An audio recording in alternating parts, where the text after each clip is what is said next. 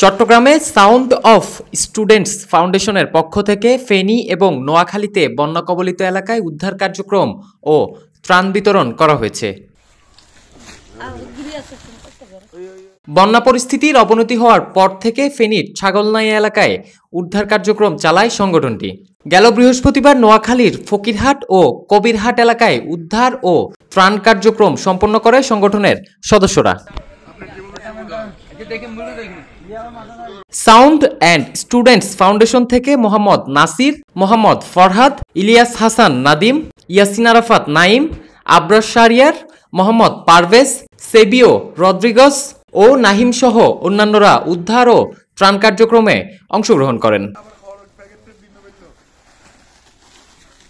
Desk report, media express, Chittagong.